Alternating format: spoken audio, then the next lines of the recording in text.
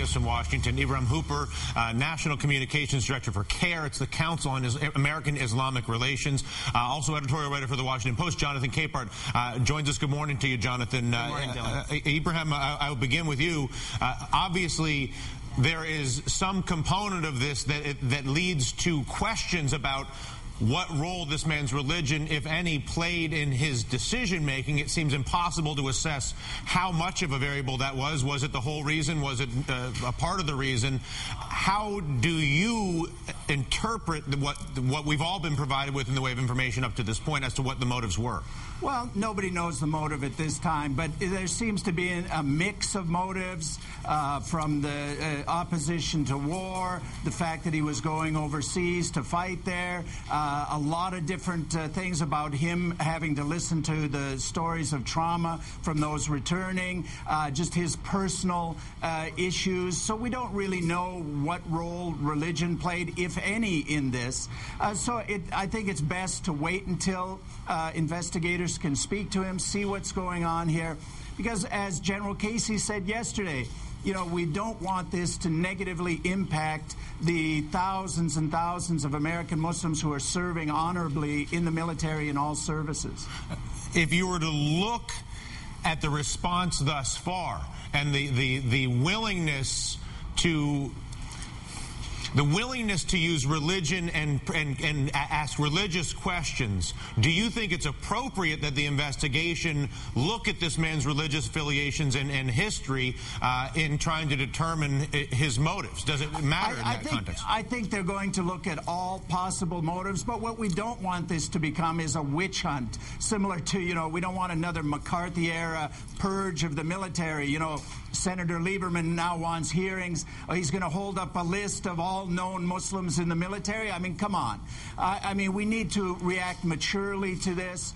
The president has reacted appropriately. General Casey, Secretary Napolitano spoke out against the possibility of anti-Muslim backlash, which thankfully we haven't seen as yet.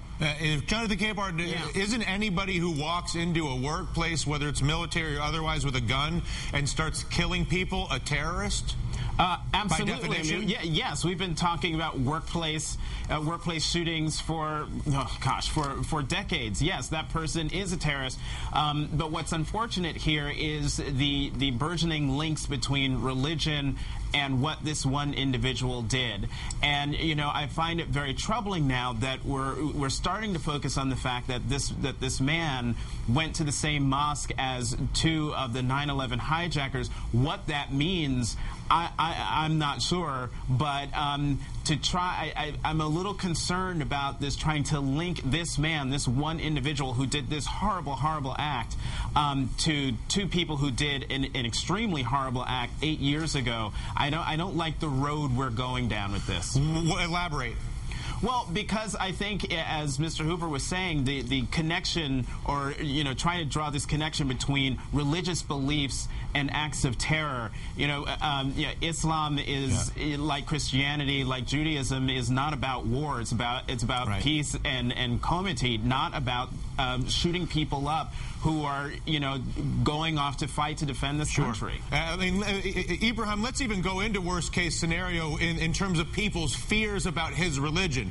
Let's assume, and we do not know this, but let's assume that he becomes disenfranchised for whatever the reasons are and self-radicalizes in his own way with the internet, whatever it is. We have no idea whether this happened, but even if it did, it's not as if there's some sort of central Muslim command somewhere that is sending orders to embedded Muslims in the army to kill people.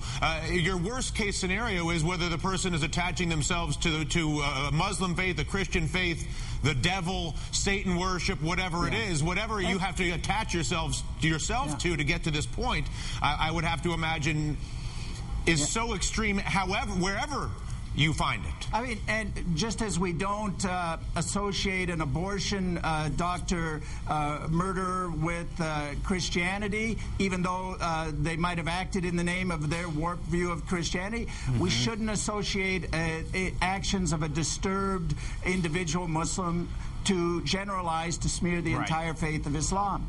There are those that would go to the point, Ibrahim, that say that your organization is in fact an organizing group for radical Islam in our country. How much of this is trying to exploit or an inability to deal with the fear and the frustration and the sense of helplessness of people going into workplace with weapons and doing the sorts of things that we are unfortunately forced to discuss and analyze? No, I mean, whenever an unfortunate and tragic incident like this occurs, you're going to have the Muslim bashers coming out of the woodwork. We've got this guy writing a book against us, and it's the same guy who worked for an organization that in their manifesto said 20-year prison terms must be given to anybody for, quote, adherence to Islam. So that's the kind of people you have coming out of the woodwork whenever something like this happens.